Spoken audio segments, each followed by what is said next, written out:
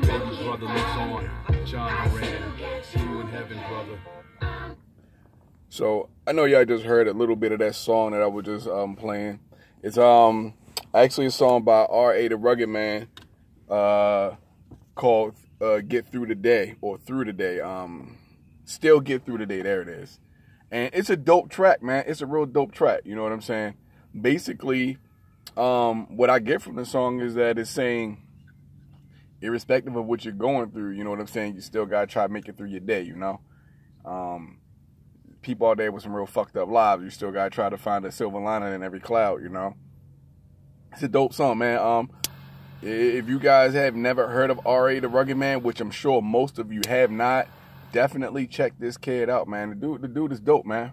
Real talk. It's a fresh change from the rap of today with all this bullshit ratchet crap.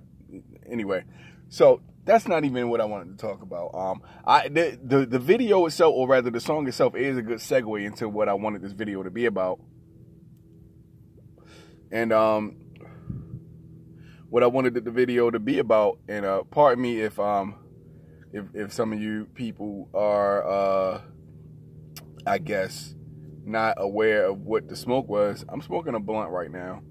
Yeah, I'm a lot more open with that now than I was before because, as a lot of you may know, I work for myself now. So I really don't have anybody to really, I don't have anybody that I have to, how do I say? I represent myself now. So I don't have those same worries and concerns that I had before. So I don't give a fuck who knows that I smoke now or who doesn't know. If it's something that offends you, then I don't know what to tell you about that.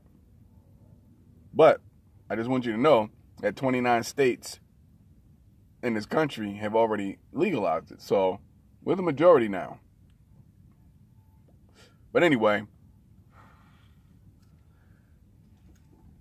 that song, Get Through the Day, I listened to that song because a couple of days ago, in fact, not a couple of days ago, about a week or so ago, in fact, just about approximately a week ago, I talked to one of my homies.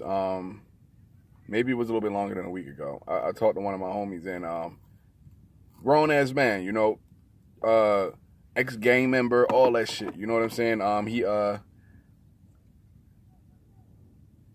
I don't really want to get into all of that, but he's an ex-gang member, you know what I'm saying? Ex-gang member, blah, blah, blah. I'm sure he still has some affiliations, whatever. Big dude, you know what I'm saying? Big dude, you know what I'm saying? Whatever. The man was bawling on the phone with me, man. Bawling, crying on the phone because he felt as though that he was not accomplishing anything in his life. You know, he was at his wit's end. We both worked for the school system, or well, we were both employed by the school system, in different capacities, of course. My job was my job was more of classroom support, and his job basically he works in sanitation. Basically, I'll just leave it at that. And but here's the thing, though. Your brother is a highly educated brother, man. I mean, highly educated. The brother has more. The brother has more education than I do. You know what I'm saying? And I'm not saying that I have, you know, an astounding educational resume, because it's not. I got 1 degree. You feel me? My man has an MBA, man. For those of you who are ignorant to what that means, an MBA is a Master's of Business Administration, right? It's a very highly sought after credential or degree to acquire. It's very highly sought after in America. And most corporations won't even look at you. Most successful corporations won't even look at you if you don't have something equivalent or higher. So, this is a very highly educated brother. And he had made attempts in the past to try and get jobs through the school district that I once worked for that matched his level of education and his capabilities. He was turned down every time because he had left for a stint to I think sell insurance. He had left the district to sell insurance. He came back and tried to apply for, jobs that matched pretty much his educational qualifications. And they turned him down. They shot him down every time. Now, I'm not understanding why that is, because in the building that he works in, he has just as much, if not more, education than a lot of people that actually work in that building, without a doubt, and is more capable and dedicated to actually helping the children than most of the people in the building that he works in. But he was becoming discouraged because, he's a very positive brother. You know what I'm saying? He's a very positive brother. He's a very good-natured, good-spirited dude. You know what I'm saying? Even though he did his thugging, the dude used to be a stick-up kid. You know what I'm saying? You know what I'm saying? He used to take motherfuckers off. But he is a good brother, very compassionate. You know what I'm saying? Very compassionate, very caring, and he is very, very he holds black people in very high regard, as every black person should, especially us black men. And he tries to encourage people. He tries to give people advice. He even tries to help them with their work situations. Because he's dedicated to trying to help our kids and just trying to help our people. Period. And he gets met with a lot of contempt and resentment. I'm assuming they don't really appreciate what it is he's trying to do, what he's making the attempt to do. And it's very discouraging to him, and it's very disheartening. I could feel the weight of the world crushing his brother's shoulders. You know what I'm saying? That happened to me a long time ago, so I don't react to those types of situations the way he did. The weight of the world crushed my shoulders when I was a kid. So unlike a lot of people that grow up on Earth where the weight of the world crushes their shoulders after they've already become adults, the weight of the world did that to me a long time ago. So I've had a lot of years to build up a callus, if you would, a mental callus that has made me a bit cold and callous. Not necessarily unempathetic, but the caring, nurturing aspect of humanity, I have it, but it's in it's in varying degrees. I'll say that. I was disillusioned a long time ago in life, where I felt like everything that I had worked for, let me tell you this. There's a point to all of this. I'm gonna get back to my homie. There's a point to all of this. Just bear with me, guys. See, I was in military school, right? And I grew up in the projects, as most of you guys know. I grew up in the projects. I grew up in the hood. You know what I'm saying? Not just the ghetto. I grew up in the projects. The ghetto is one thing. The projects are something else entirely. You feel me? The projects, you grew up in the hood, the projects, the ghetto. I would say, the projects and the ghetto are pretty much the same thing. The hood is something else. The hood is, I say in my definition of hood, communities that become the hood are communities that were once considered upscale, middle class, working class, and or suburban communities that eventually got downgraded because a different demographic of people started to occupy those homes in that community, and it becomes hood. It becomes the hood, Whereas the projects / the ghetto are specifically designed for a particular demographic to kind of funnel them into those areas. You feel me? If that makes sense to you guys. So anyway, I was in military school. My people were adamant about me having a future.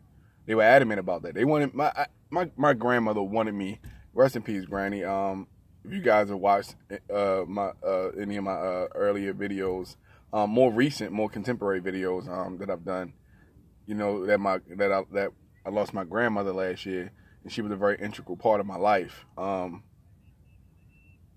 But anyway, she had higher aspirations for me. She didn't want me to go to school with anybody I grew up with. So she struggled to send me to Catholic. Anyway, it's not even supposed to be about all that. So let me get to it. So I was in military school. And while in military school, I started to envision my future. I started to dream big because it was becoming a reality, And being in the military was a part of that reality. I know I have spoken out vehemently in the past against the military, at least their actions, you know. But the military was a career path for me. I didn't want to go into the military to be a soldier, bro. I wanted to go into the fucking Air National Guard. I didn't even want to go into the Army. I did want to go into the Marines at first. I wanted to go into the Marines. I had a sergeant in military school, a female, who taught me out of that, and she was very convincing. It didn't take long or much for her. It didn't take much for her to talk me out of it. She basically told me the Marines they don't want people, they want machines. They are going to take you and turn you into something that you are not. They're going to take you and turn you into a killer. They're going to turn you into a robot. She begged me, please, please, please do not join the Marines. So I changed my mind.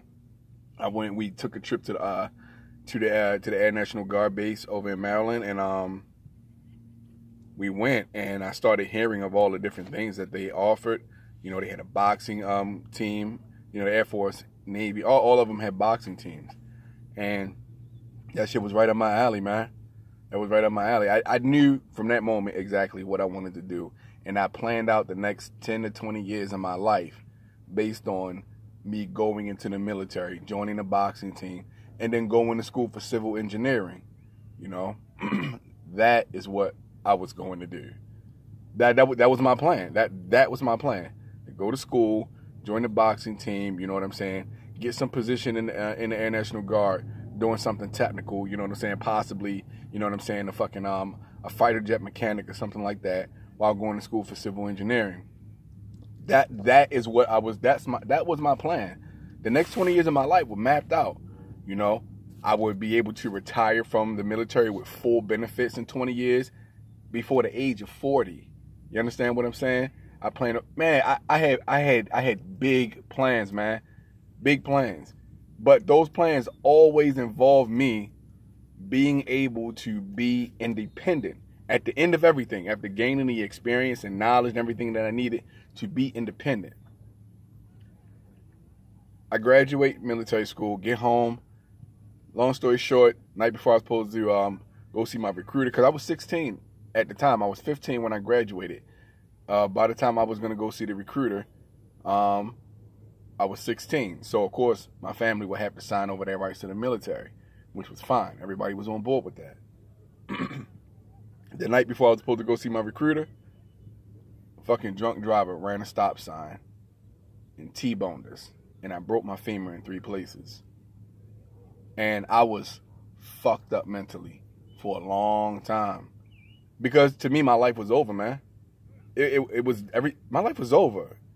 What I had set out to do, what I had planned to do, what I was taking very careful measures and steps to acquire and accomplish, in the blink of a fucking eye was over. All my dreams were gone at that. And I became disillusioned. That's when I started smoking cigarettes. Real talk, now I was never addicted to nicotine, but I did start smoking cigarettes at that point, though.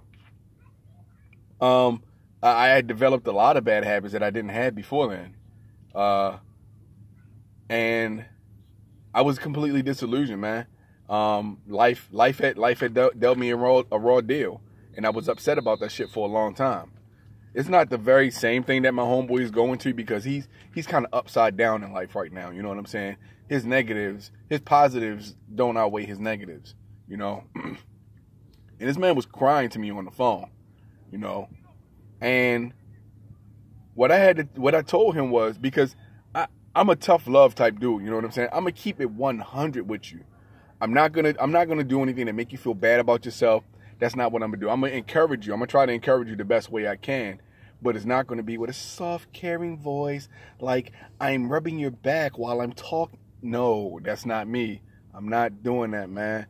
From man to man, I'm not talking to another man like that. You understand? We all have trials and tribulations in our life. This is a good brother, you know what I'm saying? He's the type of dude that I need on my team. He has an MBA. I need him as a business manager, especially when my business starts to grow, you know, as it gets bigger. I'm going to need him. You know what I'm saying? And I just want, some more black entrepreneurship and encouragement. Like, I can't say that you will never have a point in your life when you just don't feel completely down, when you don't feel like life literally pinned you down to the ground, knelt, you know what I'm saying, squatted over you and took a dump on your face. I can't tell you that won't ever happen, but what I can tell you is that life persists after that. Life continues. Time is linear. It doesn't stop. It doesn't go backwards. It doesn't take turns. You know what I'm saying? It doesn't go off in the different directions. Time is linear. You know what I'm saying? And so should your progress be in life. Your progress should be fucking linear. You should never take a step back. You understand what I'm saying? You should not. You understand what I'm saying? Never take a step back. You may fall off the horse. You know what I'm saying? But get back up and keep going forward. I know that old fucking cliche saying blah blah blah. Yeah. But listen, man. And this is what I was trying to tell this brother. He was saying to me, he was like, man, I need to be on the same wavelength as you, because I'm driven, I'm determined. You know what I'm saying? I am adamant about being my own boss and getting my company off the ground. I am vehemently adamant about that shit. You know what I'm saying? Vehemently adamant. You know, I'm not going to stop, because this is something that I want to do. And I have nothing but time and opportunity. But another thing that I have, and this is what I was trying to tell my homie, bro, I got one shot at life. I got one shot at life. You know what I'm saying? And I can't spend my life with the one opportunity that I give to actually exist on this planet, wasting it, feeling fucking sorry for myself. You know? For me, this is motivation. Different things may motivate you guys. Different things may push your buttons or whatever. But see, you know, I know everybody says, you know, haters, blah blah. Everybody talk about this hater thing, and I guess it's the same theory, I guess. But I use, and it is the same thing, you know. I use the negativity in my life as motivation to propel me forward. These negative situations, they are unavoidable. You can't get around negativity in your life. You can't get around shitty things happening. But I use those situations just to propel me forward. Every time I get into an argument with somebody, you know, or somebody I feel is doing me dirty, you know what I'm saying, or misrepresenting me or whatever, you know, like, okay, for instance, okay, I'm gonna tell you this quick story. When I was back on the East Coast, right, trying to get back to the West Coast, I was staying with my uncle. I was staying with one of my uncles, and I had just left California. I had maybe been on the East Coast. The East Coast maybe a week or so. Maybe not even a week. Maybe it wasn't even that long. But staying with my uncle. Now, my other uncle, who, rest in peace, he passed recently. Way too fucking young, man. Take care of yourselves, guys. Please take care of yourselves. Yeah, I smoke weed. I do. I smoke blunts. I smoke wraps, though. I smoke hemp wraps. 100% vegan hemp wraps. I do not ingest anything tobacco. I do not imbibe alcohol at all, you know. And for the most part, I eat almost practically a vegan diet for the most part, for real. I do eat meat occasionally. But anyway, I take care of myself is what I'm trying to say. So, my uncle, you know what I'm saying, who's been in my life, you know, for a long time. And I'll tell you guys more stories about, you know, how he and I's relationship was while I was growing up. But he had offered to give me a couple of dollars. I mean, not no big, like a buck and some change, you know, not no big ass, you know what I'm saying, heaps of money or whatever, you know. But my uncle knows me. My uncle knows me, you know what I'm saying. You don't have to give me a lot, but if you give me enough to get started, you know what I'm saying, I am a self-propelling person at that point, you know, perpetual motion at that point, you know, the theory of fucking thermodynamics. All I need is a tap in the right direction, and I got it from there, you know what I'm saying? I would have eventually got it myself anyway. But anyway, he kept on throwing this money at me. And I'm like, nah, you on a budget, you know what I'm saying? You getting your disability, you know what I'm saying? You getting your check from the military, whatever, blah, blah, blah. I can't fuck with that, man. You on a budget. I'm not doing anything to take any money out your pocket, man. I can't do it. And I kept denying him for weeks. So he finally came at me, and I was like, fine. This is what he said to me. If you don't take this money from me, man, I'm going to consider it a fucking insult. So I said, fine, fuck it. I took the money, and I bought a little bit of weight, and I flipped that shit, because that's what the fuck I do. I hustle. I grind. You know what I'm saying? Me and my uncle, as long as I've known him, he never paid a gas and electric bill. He never paid BG&E during the wintertime. Never, as long as I've known him. He'd always wait until the springtime comes and then start paying them. During the wintertime, well, when the springtime came, or that time of year came, his lights and his power and everything got cut off. Now, apparently, it had got misconstrued or relayed to my uncle that I was staying with that, you know, it was because of the money that he had given me, lent me, because I did pay him back immediately, that his stuff got cut off. And I was basically saying to him, like, that's not fucking possible. Because first and foremost, he gave me his money months ago. First and foremost. Secondly, I'm already paying him back. You know what I'm saying? I've already paid him back all the fucking money that he lent me. So how the fuck is it that it's the money that he lent me that was the cause of this? So we got into a big ass argument about that shit. You know what I'm saying? He going off on me like you know what I'm saying? Like he's morally superior to me and shit. Mind you, I know who the fuck this motherfucker really is.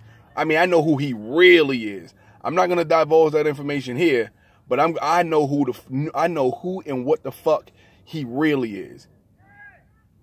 On some real shit. But anyway, so while he called himself going off at me, we going back and forth. Listen, I'm going to say this, man. Look, I can respect another man's house, his space, his property, his rules. I can do all of that. I'm living under your roof. You know what I'm saying? Or whatever. As a man, I can't do anything but respect you and abide by the rules of your house. But one thing I will not allow to have, one thing I will not allow you to do to me, irrespective of whether I'm saying that, I don't give a fuck what you're doing for me or giving me. I will not allow you to treat me less than a fucking man. I will not allow you to talk down to me or treat me any kind of way. I don't give a fuck. I'd rather be out sleeping on a fucking park bench than to allow you to treat me less than a man. I swear to your God, I do not play that shit. I don't give a fuck. You can't treat me like shit just because you helping me out. Because I'm still a fucking man. You know what I'm saying? And my pride and my integrity mean a lot to me. You know what I'm saying? Like it should any man. You're not going to talk down to me. You're not going to treat me like shit. You're not going to come at me like I'm just going to bow down. I don't bow down. I don't bend, break, fold. I don't bow down. I don't fucking kneel. I don't dance a jig. I don't perform for fucking anybody. You understand what I'm saying? I don't do that shit. I don't do that. Because I'm going to tell you something that a lot of people don't like or whatever, or I don't have to fuck with anybody on some real shit. I'm perfectly content doing me by my motherfucking self. You understand? I don't need nobody in my fucking corner. You understand what I'm saying? My entire life has prepared me to strike out on my own. You dig? Every fight I've ever gotten into, every time I've gotten jumped, I did that shit by my fucking self. You understand what I'm saying? I fought those battles by myself. I walked the streets by my fucking self. You understand? So, you're not going to come at me like I need you more than you fucking think I do and treat me like shit. Because I'm a fucking survivor.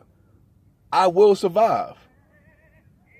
You understand? So, we got into it. And I had to come at this motherfucker. Because he was taking money from my grandmother to pay his car insurance. And I put his fat ass on blast about that shit.